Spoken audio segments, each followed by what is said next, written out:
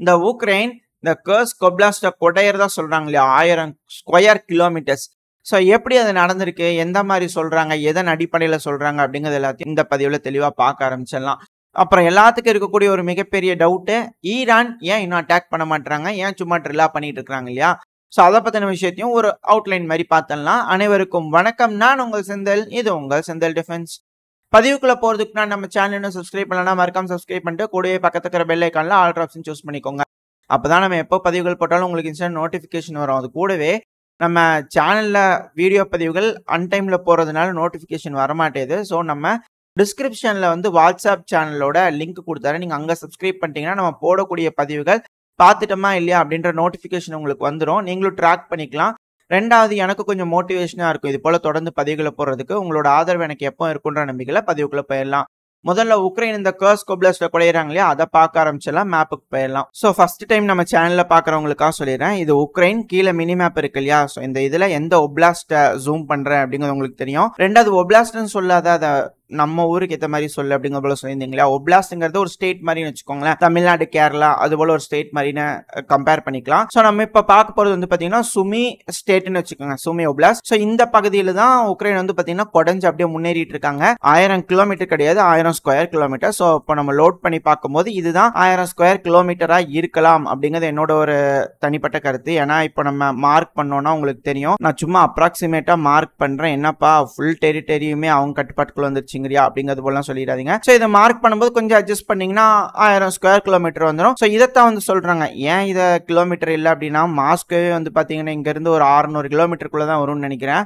இங்க இந்த டிஸ்டன்ஸ் பாத்தீங்கன்னா தெரியும், ஒரு 500-600 கிலோமீட்டர் தான் வரும். அந்த ஒரு காரணத்துல தான் இது வந்து ஸ்கொயர் கிலோமீட்டர்ஸ், ஏன்னா ஏரியா பிடிச்சிருக்காங்க இல்லையா. சோ அந்த ஒரு காரணம் தான். ஏன் வந்து இந்த கொம்பும் முதல் நாள் நீண்டு போயிருந்தது, அதுக்கப்புறம் இதெல்லாம் கட் ஷாட் ஆகி வந்து பாத்தீங்கன்னா இருக்குது அப்படிங்கிறது போல இருக்கும் இல்லையா. ஏன்னா நம்ம இதுக்கு முன்னாடி வந்து பாத்தீங்கன்னா இப்படிதான் காமிச்சிருப்போம், ஏன் வந்து கட்சாட் ஆச்சு அப்படிங்கிறது போல. சோ இப்போ வந்து நம்ம அதை எக்ஸாக்டா எக்ஸ்பிளைன் பண்ண ஆரம்பிச்சலாம். நான் இப்போ ஈவென்ட்ஸ் லோட் பண்ணிடுறேன்.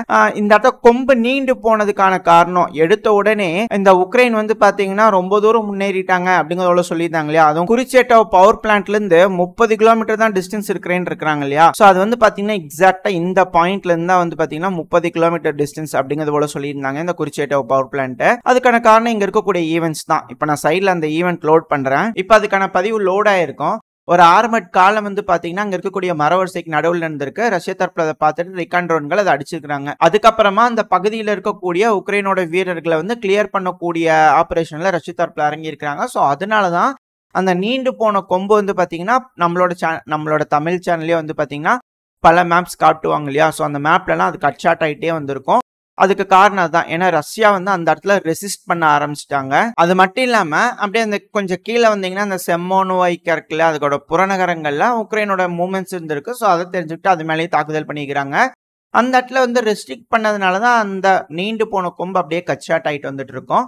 இப்போ நம்ம மேப்ல பார்க்கும்போது உங்களுக்கு அந்த விஷயம் என்ன ஏதுங்கிறது உங்களுக்கு புரிய ஆரம்பிக்கும். இனிஷியலா உக்ரைன் தரப்புல இருந்து உள்ள ஊடுருவி வந்தாங்க இல்லையா. ஸோ அப்படி ஊடுருவி வரும்போது இந்த நொவோ இவனோவுக்காவை மட்டும் அவங்க கட்டுப்பாட்டுக்குள்ள எடுத்துட்டாங்க அப்படின்னா அதுக்கப்புறம் இருக்கவங்களா மற்ற பக்கத்துல பிரிஞ்சு போவாங்க, அதெல்லாம் ஓகே. பட் ஆனா மற்ற அவங்களோட மெயினான பிரதானமான நோக்கம் எதுவா இருந்துக்குன்னா குறிச்சேட்டோ பவர் பிளான்ட் தானே. ஸோ அதுக்காக அவங்க ஒரு கிளியரான ரூட்டை போட்டு போயிருக்கிறாங்க. அதுதான் இந்த புறநகரங்கள், எந்த ஒரு டவுனுக்குள்ளேயுமே மாட்டாம ஸோ டைரக்டா இந்த புறநகரத்துல அவங்க போயிட்டே இருக்கிறாங்க அப்படின்னா இந்த குறிச்சேட்டோ பவர் பிளான்ட்டுக்கு போயிடலாம் அப்படிங்கிறது போல அவங்க யோசிச்சிருக்காங்க. ஆனா அது அந்த அளவுக்கு கை கொடுக்கல அப்படிங்கிறது நம்மளால புரிஞ்சுக்க முடியுது. ஏன்னா இந்த இடத்துலயே ரஷ்யன்ஸ் தெரிஞ்சுக்கிட்டு அந்த இடத்துல ஃபுல்லா ரெசிஸ்ட் பண்ண ஆரம்பிச்சிட்டாங்க. ரெண்டாவது, அவங்களுக்கு டவுனும் வந்து சப்போர்ட் ஆயிருக்கணும். நம்ம இதை தெளிவா ஒரு பதிவுல பார்த்துட்டோம். நம்ம திரும்பி இது பார்த்துட்டு இருந்தோம்னா நம்மளுக்கு டைம் வேஸ்ட் ஆயிட்டு இருக்கும், உங்களுக்கும் போர் அடிக்க ஆரம்பிச்சிடும். ஸோ அதனால சொல்ல வரேன். ஸோ நேரா குறிச்சேட்டோ போறதுக்கு புறநகரங்கள்ல போயிடலாமா அப்படிங்கிறது போல பார்த்துருக்காங்க. அதுக்கு நியர்பை டவுன்ல எந்த ஒரு சப்போர்ட்டுமே இல்லாதனால ரஷ்ய தரப்புல பார்த்து அந்த இடத்துல வந்து தாக்குதல் பண்ண ஆரம்பிச்சிருக்காங்க. இந்த இடத்துல தான் நான் சொல்லியிருந்தேன் தாக்குதல் பண்ணிக்கிறாங்க சொல்லிட்டு. சோ இந்த இடத்துல சண்டை நடந்ததா ரிப்போர்ட் ஆயிருக்குது, இந்த புறநகரத்துல பாத்துருக்காங்க. சோ ரஷ்யா வந்து கண்டெயின் பண்ணிட்டாங்கன்னு. ஏன்னா இங்க இருக்கக்கூடிய வில்லேஜஸ்லாம் வந்து பாத்தீங்கன்னா ரஷ்யாவோட பார்டர் கார்ட்ஸ் இருந்திருக்காங்க, எஃப்எஸ்பி இருப்பாங்க இல்லையா. சோ அவங்களாம் அந்த இடத்துல வந்து ரெசிஸ்ட் பண்ணிட்டாங்க அப்படிங்கிற சொல்லப்பட்டு வருது. ரெண்டாவது வந்து பாத்தீங்கன்னா இந்த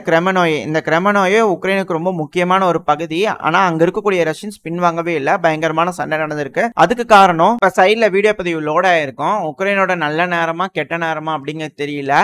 இந்த வேக்னார் படை அப்படின்னு சொல்லிட்டு ஒரு படை இருந்து தெரியுங்களா, அவங்க சண்டைக்கு போயிருப்பாங்க. அதுக்கப்புறம் இப்போ வந்து அவங்க லீவ் நாள் அப்படிங்கிறதுக்காக இருப்பாங்க இல்லையா.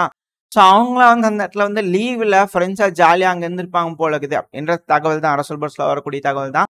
சைடில் வீடியோ பதிவுகளோட இருக்கு. அவங்க என்ன பண்ணிக்கிறாங்க, ஓ இங்கே வராங்களா, சரி ஓகே எல்லாத்தையும் பார்த்துக்கலாம் அப்படிங்கிறது போல எல்லாம் ரவுண்ட் அப் பண்ணி அந்த இடத்துல ரெடி ஆகிட்டாங்க. அது கூடவே அங்கே இருக்கக்கூடிய பார்டர் காட்சி எல்லாத்தையும் ஃபுல்லாக ரெடி பண்ணதுனால அந்த இடத்துல உள்ள வரக்கூடிய உக்ரைனோட வீரர்களை தடுத்து நிறுத்திட்டாங்க. அவங்களோட சப்ளைஸ்லாம் எடுத்துக்கிட்டு அவங்களுக்கு எதிராக சண்டை பிடிக்க ஆரம்பிச்சிருக்காங்க. ஏன்னா அவங்களுக்கு நல்லாவே தெரியும் இந்த பக்முட் பகுதியில் உக்ரைனோட சப்ளைஸ் எடுத்துட்டு உக்ரைனே அடிக்க ஆரம்பிச்ச ஆளுங்க தான் இந்த வேக்னர் படை.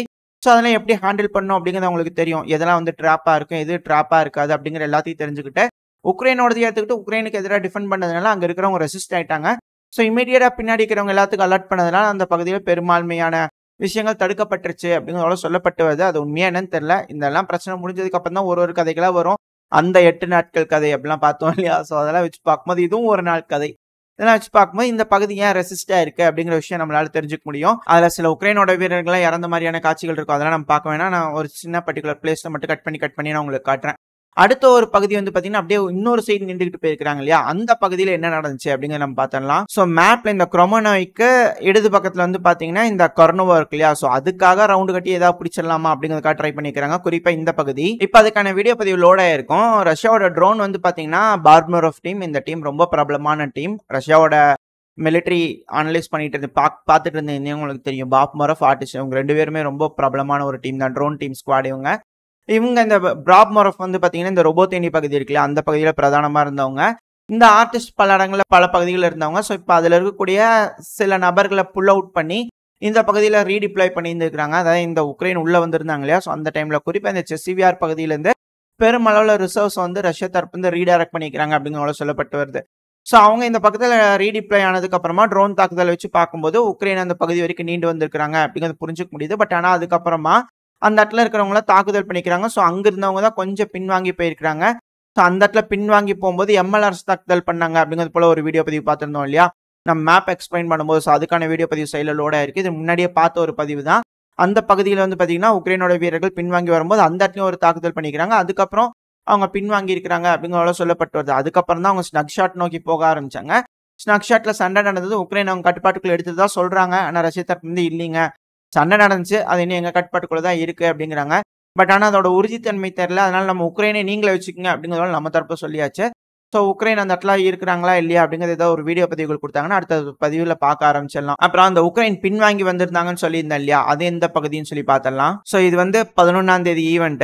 இங்கிருந்து பின்வாங்கி வரும்போது குறிப்பா இந்த ஒரு பகுதி தான். ஸோ இந்த இடத்துல எம்எல்ஆர்எஸ் தாக்குதல் நடந்திருக்கும். ஸோ அதுக்கப்புறம் தான் அவங்க பின்னாடி வந்திருந்தாங்க. அந்த ஸ்னக் ஷாட்டுங்கிறது இங்க இருக்கக்கூடிய வில்லேஜ் தான். அவங்க இந்த பகுதியில் போய் அதை பிடிச்சு தான் சொல்றாங்க. பட் ஆனால் அதோட உறுதித்தன்மை தெரியல. ஸோ இப்போதைக்கு இருக்கக்கூடிய விஷயங்கள் இதுதான். ஸோ அந்த ஒரு காரணத்தினால தான் இந்த பக்கத்துல கொம்பு நீண்டிட்டு போய் அதுக்கப்புறமா கட் ஷாட் ஆகிட்டு இருந்திருக்கு ரெண்டு சைடும். ரெண்டாவது வந்து பாத்தீங்கன்னா இங்க இருக்கக்கூடிய விஷயங்கள், இந்த இடத்துல என்னப்பா நடக்குது, இந்த இடத்துல எல்லாம் பெருமளவுல முன்னேறி போயிட்டாங்களா, எல்லாரும் வரைஞ்சு காட்டுறாங்களே அப்படிங்கிறது போல கேள்வி இருக்கும் இல்லையா. இந்த இடத்துல உக்ரைனியன்ஸ் வந்திருக்கிறாங்க. பட் ஆனா அதுக்கப்புறம் அங்க இருக்கக்கூடிய ரஷ்யன்ஸ் தடுத்து நிறுத்திட்டாங்க. இப்போதைக்கு இருக்கக்கூடிய இதன் அடிப்படையில் நான் உங்களுக்கு சொல்றேன் உக்ரைனோட கட்டுப்பாட்டுக்குள்ள எந்த பகுதி இருக்கு அப்படிங்கிறது போல. இந்த பெலோகோவா இருக்கு இல்லையா, சோ இது வரைக்கும் உக்ரைன் அவங்க கட்டுப்பாட்டுக்குள்ள வச்சிருக்காங்க. பட் ஆனா அதுக்கு மேல போனதுல வந்து போயிருக்காங்க, ரிகானிசன் டீம் போயிருக்கு. பட் ஆனா அதை வந்து ரிப்பல் பண்ணிட்டாங்க அப்படிங்கிற சொல்லப்பட்டு வருது. அதுக்கான வீடியோ பதிவுகளும் இருக்கு. இதுல உக்ரைன் வந்திருக்காங்க அப்படிங்கிறதுக்கான வீடியோ பதிவுகளும் பார்க்கலாம். அந்த இடத்துல ரஷ்யன்ஸ் அதை தடுத்து நிறுத்திக்கிறாங்க அந்த கான்வாய்ஸ் அப்படிங்கிறதுக்கான வீடியோ பதிவும் பார்த்தலாம். நம்ம வீடியோ எக்ஸ்பிளைன் பண்ணும்போதே சொல்லியிருப்போம் இது போல இந்த பகுதியெல்லாம் சண்டை நடந்துச்சு அப்படிங்கிறது போல. பட் ஆனா அதை எக்ஸ்பிளைன் பண்ணாம விட்டுட்டேன். ஸோ இப்போ உங்களுக்கு புரிஞ்சிருக்கும்னு நினைக்கிறேன். அந்த சைடு நீண்டு வருதா சொல்றாங்க இல்லையா, ஸோ அந்த இடத்துல என்ன நடந்திருக்கு அப்படிங்கிறது போல லைனா வீடியோ பதிவுகளோட இருக்கும். உக்ரைன் வந்திருப்பாங்க. ஸோ அதை தெரிஞ்சுட்டு ரஷ்யா தரப்பு வந்து அதை டிஃபெண்ட் பண்ணியிருப்பாங்க. ஸோ இதெல்லாம் தான் அங்கே நடந்துச்சு. முதல்ல வந்து 1000 ஸ்கொயர் கிலோமீட்டர் இருந்துச்சு வச்சு பார்க்கும்போது. அதனால அது எல்லாமே அவங்க கட்டுப்பாட்டுக்குள்ள வந்துருச்சு அப்படிங்கிறது அர்த்தம் கிடையாது. அதுக்கப்புறம் உக்ரைனோட ரிகானிசன் டீம் எல்லாத்தையும் வந்து பார்த்தீங்கன்னா கட் பண்ணி விட்டதுக்கு அப்புறமா ரஷ்யன் பெருமளவில் முன்னேறி வந்திருக்கிறாங்க. உக்ரைனோட முன்னேற்றத்தை பெருமளவில் தடுத்து நிறுத்திட்டாங்க அப்படிங்கிறத புரிஞ்சுக்க முடியுது. இது எல்லாத்துக்கும் மேல ரஷ்யாவும் டிஃபென்ஸ் லேயர் வந்து அமைக்க ஆரம்பிச்சிட்டாங்க. இதுக்கான சேட்டலைட் இமேஜ் சைடில் லோட் ஆயிருக்கு, பார்த்தீங்கன்னாலே தெரியும். ரஷ்யாவோட குறிச்சேட்டோ பிளான்ட்டுக்கு கொஞ்சம் முன்னாடி வந்து பார்த்தீங்கன்னா ஒரு புது டிஃபென்ஸ் லைன் ட்ரென்ச்சஸ் அமைக்க ஆரம்பிச்சிட்டாங்க. இதுதான் உக்ரைனோட பிளானுக்கு கம்ப்ளீட் ஃபெயிலியர் அப்படிங்கிறத சொல்ல ஆரம்பிச்சுக்கிறாங்க. ஏன்னா உக்ரைனுக்கு இருக்கக்கூடிய கொஞ்சம் நெஞ்ச அந்த சான்ஸ் கூட இதுக்கு மேலே இல்லை. அங்கே ட்ரென்ச்சே சீக்கிரமா அவங்க போட ஆரம்பிச்சிட்டாங்கன்னா அப்புறம் இந்த அளவுக்கு டிஃபெண்ட் பண்ணுவாங்க அந்த பகுதிக்காக ரஷ்யன்ஸ். அப்படிங்கிறது நம்மளால புரிஞ்சுக்க முடியுது. இப்போ மேப்ல பார்த்துருவோம் எந்த இடத்துல ட்ரென்ச் லைன் வரைஞ்சிருக்காங்க அப்படிங்கிறது போல. ஸோ ஜூம் அவுட் பண்ணோம்னா இது இந்த பகுதி தான். கரெக்டாக 11ஆம் தேதி வந்து பார்த்தீங்கன்னா அந்த இமேஜ் வந்து சேட்டலைட் இமேஜ் வந்து கிடைச்சிருந்தது. ஸோ எந்த பகுதியில் ட்ரென்ச்னா இந்த பகுதியில் தான் ட்ரென்ச் வந்து போட ஆரம்பிச்சிருக்காங்க ரஷ்யா. அந்த புது ட்ரென்ச் லைன் வந்து எப்போ நம்மளுக்கு வீடியோ பதிவுகள் கிடைச்சுன்னா 11ஆம் தேதி வெளியிட்ட வீடியோ பதிவுகள் அது. ஸோ தோராயமா வரையும் போது ரஷ்யாவோட டிஃபென்ஸ் லைன் வந்து பார்த்தீங்கன்னா இந்த மாதிரி இருந்திருக்கு. ஸோ இதுக்கு மேல உக்ரைனியன்ஸ்னால முன்னேற முடியாது அப்படிங்கிறது நம்மளால புரிஞ்சுக்க முடியுது. இதுக்கப்புறம் ரொம்ப கஷ்டம் தான் அப்படிங்கிறது எல்லாத்துக்குமே புரியும். ஸோ அதனாலதான் இது வந்து ஃபெயிலியர் ஆப்ரேஷன் அப்படிங்கிறது போல சொல்லிட்டு இருக்காங்க. இதுக்கு இன்னொரு காரணமும் இருக்கு. இதுக்கு நேரா கீழே வந்துட்டோம் அப்படின்னா ஃப்ரண்ட் லைன்ல லோட் பண்ணிடுறேன். இது டீப் ஸ்டேட் மேப்போட லேயர் தான். நம்மளோட மேப்ல இன்டகிரேட் பண்ணிருக்கோம் அவங்க கிட்ட பேசி. இது அதுல எந்த ஒரு சேஞ்சஸ் இல்லை. கலர்ல இருந்து எல்லாமே அவங்களோட தான். நீங்க உக்ரைன் கவர்மெண்டோட லிங்க் இருக்கிறது தான் டீப் ஸ்டேட் மேப். நீங்க அவங்களோட எடுத்து பாத்தீங்கன்னாலே தெரியும். ஸோ ரஷ்யா தரப்புல இருந்து பாத்தீங்கன்னா இந்த பொக்ரோஸ்க் ஃப்ரண்ட் இருக்கு இல்லையா? ஸோ அந்த பொக்ரோஸ்க் ஃப்ரண்ட்ல 13ஆம் தேதியோட ரிப்போர்ட்டின் அடிப்படையில் இந்த ஹார்டிஃபிகா என்ட்ரன்ஸ்ல வந்து பாத்தீங்கன்னா ரஷ்யன்ஸ் வந்துட்டாங்க அப்படிங்கிற சொல்றாங்க. இதை நம்ம கன்ஃபார்ம் பண்ணிக்கிறதுக்கு உக்ரைன் அந்த இடத்துல அட்டாக் பண்ணிக்கிறாங்க. சோ அதை வச்சு நம்மளால கன்ஃபார்ம் பண்ணிக்க முடியுது ரஷ்யன்ஸ் அது வரைக்கும் வந்துட்டாங்க அப்படின்னு சொல்லிட்டு. இது ஏன் ரொம்ப ரொம்ப முக்கியம் அப்படின்னா இந்த டிஸ்டன்ஸ் ரொம்ப ரொம்ப முக்கியம். இந்த மிக்ரோகிராட் தான் இந்த பொக்ரோஸ்கோட first layer of defence. So அந்த டிஃபென்ஸ் பார்க்கும்போது வெறும் 9 கிலோமீட்டருக்குள்ள தான் இருக்கு. சோ ஈஸியா ரஷ்யன்ஸ்னால இந்த ஹார்டிஃபிகால இருந்து இந்த மிக்ரோகிராடுக்கு போயிட முடியும். சோ மிக்ரோகிராட்ல இருந்து ரொம்பவே ஈஸி பொக்ரோஸ்க். சோ ஒரு 5 கிலோமீட்டருக்குள்ள தான் வரும். எல்லாமே கனெக்ட் ஆயிருக்கு. சோ ஈஸியா அஃபென்சிவ் எடுத்து ரஷ்யா இந்த பொக்ரோஸ்க பிடிச்சிட்டாங்க அப்படின்னா இந்த மந்த் எண்டுக்குள்ள பிடிச்சிட்டாங்க அப்படின்னா சோ அதுக்கப்புறம் அங்க இருக்கக்கூடிய எல்லா லைனுமே கொலாப்ஸ் ஆயிரும். கொலாப்ஸ் ஆயிடுச்சு அப்படின்னா ரஷ்யா கிராமட்டாஸ்கோட பின்புறத்துக்கு போகலாம். ஜாப்ரோசியா டின்ப்ரோ வரைக்கும் இருக்கக்கூடிய பின்புறத்துக்கு போகலாம். ரெண்டாவது கர்கியோட பின்புறத்துக்கு போகலாம். கர்கியோல பெருமளவுல ட்ரூப்ஸ் குமிஞ்சுக்கிட்டு இருக்காங்க. ராணுவ ஆயுதங்கள்லாம் வந்துகிட்டு இருக்கு அப்படிங்கலாம் நம்ம தெளிவா பதிவுகள் பார்த்துருப்போம்.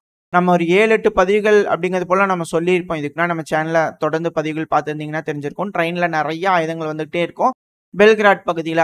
ஸோ பெல்கிராட்ல இருந்து ஒரு அஃபென்சிவ் ஆபரேஷன் கர்கியோவுக்கு எடுக்கிறாங்க அப்படின்னா நேரே இப்ப இருக்கக்கூடிய சுமையெல்லாம் அப்படியே ஸ்கூப் பண்ணி எடுத்துட்டு போயிருவாங்க. இல்லை ஒரு பெரிய விஷயமே கிடையாது ரஷ்யாவுக்கு.